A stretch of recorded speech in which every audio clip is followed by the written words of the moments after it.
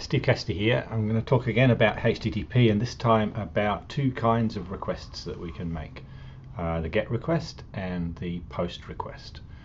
So the GET request is the most common kind of HTTP request. It's the default, if you like, and we saw what this looks like when we looked at the HTTP request example here. We have a GET request, and so the first line here of the request is the thing that sort of says what kind of a request it is. And this is a GET request because we have the first word GET. And so GET versus POST is a matter of what that first word is. The second part is the path that we're actually requesting. So it's the fragment of the URL that's actually being asked for. And then the third part is the protocol version that we're going to use. And then the rest of the headers contain extra information for the request. So this is a GET request, and it basically says, please give me the thing that is named by this thing here. And so we can look at lots of GET requests, and I'll show you some examples in a bit. The other kind of request that I want to talk about is a POST request.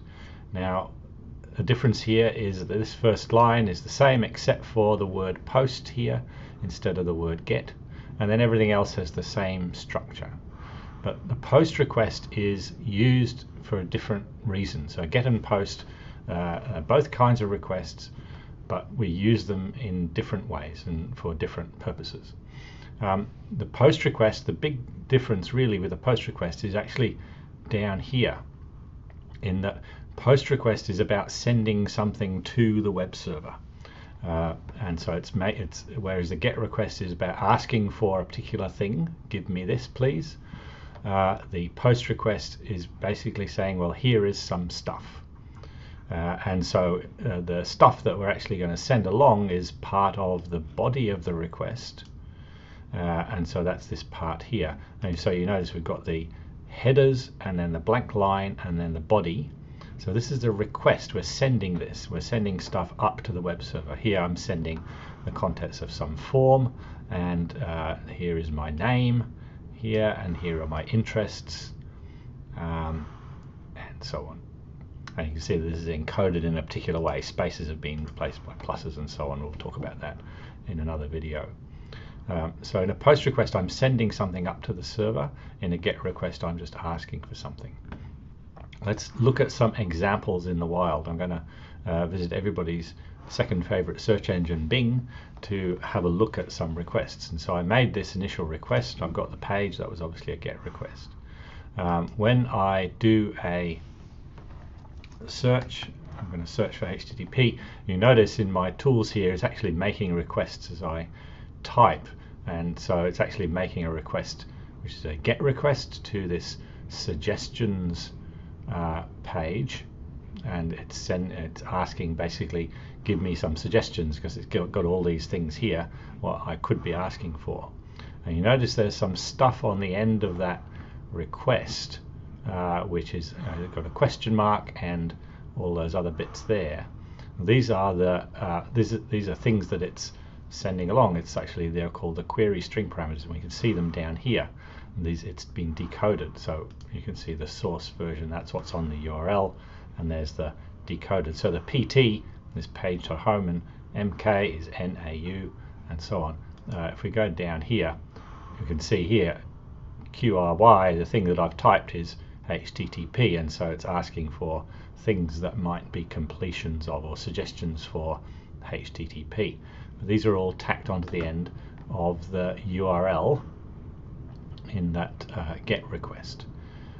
So in a sense it's sending some data to the server, but it's really still doing a GET request saying please get me whatever the possible suggestions are for this thing. And if I hit return here, you can see that, well, we get a lot of stuff, a lot of JavaScript, but the raw, the original request here was a GET request, and you can see my query for HTTP in there, and a bunch of other parameters. There's my query PQ and Q there, and it's sending that as a GET request. That's a simple example. Let's now look at a POST request, and a good place to see a POST request is in a login screen. So here's a web application that I am involved with, and we can go to the login screen here and have a look at what happens. So all these requests so far have been GET requests. We've been requesting this page and so on. Let me clear that off, and I'm just going to try logging in.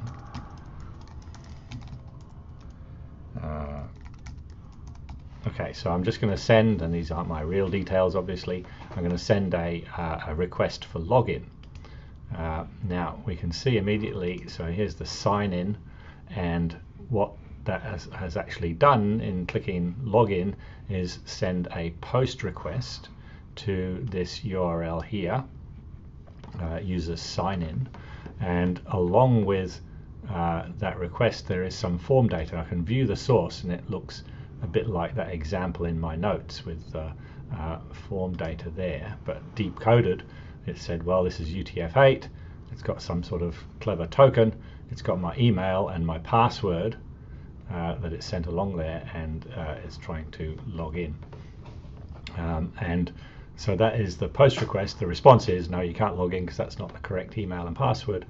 But we can see we're using a post request there because we're sending data to the server saying, here is some stuff, and a login is a sort of a great example of when you would do this, but you would also do it if you are sending something like a post into Facebook, would be a post request as well, or on Twitter you're sending a tweet, or filling out a form, submitting something so that you can have something delivered to you. All these examples of post requests. So we have two kinds of requests then. We have GET requests and we have post requests, and they're used in different situations. And sometimes it may be a bit confusing as to which you should use, because as we saw in that Bing example, you're sending information along with that request. But in a GET request, that information goes in the URL. We saw the, let's look at the Bing example again. We can see that this URL here that we've requested, this thing, has all of that form information in it, all of the parameters in it. Whereas with the post request, those are in the body of the request, and they're different. So why would you use one of these and not the other? Well, the underlying fundamental is that a GET request is used in cases where you are just getting the representation of something. In this case, we were looking at the results of searching for Bing, for HTTP. We're getting whatever the answer to that is. And if you were to do that again, you would get the same answer. So if I was to do that request HTTP for querying HTTP 100 times, I'd get the same answer 100 times. You wouldn't expect anything to change in the meantime. Whereas if you're doing a post request, you do expect that the world might change by virtue of you making that request. And so an example is credit $10 to my bank account, or transfer $10 from this account to that account. You do that once, it moves some money in the real world, right? In your account. You do it again, it moves more money. You do it again, it moves more money. And so something is happening as a side effect of that. And so that is the thing that differentiates it. If there is no side effect and you can do it over and over again and it's okay, and in particular we say that it's okay, for example, to save the response and not make that request again if it's not changed in the meantime, then that's a GET request. And if it might change, if something might change as a result of you making that request, sending that data, then that's a post request. Okay, and this allows us to differentiate these, and sort of it also allows us to optimize the HTTP protocol and the way that the web works if we understand those properties of GET and POST. And there's a word I want to give you, which is a characteristic of the HTTP GET protocol verb. I'm going to make that bigger, and this is the word idempotent. So a request is idempotent if it has no side effects and you can do it over and over again without worrying about the consequences. And so GET is idempotent whereas post is not idempotent.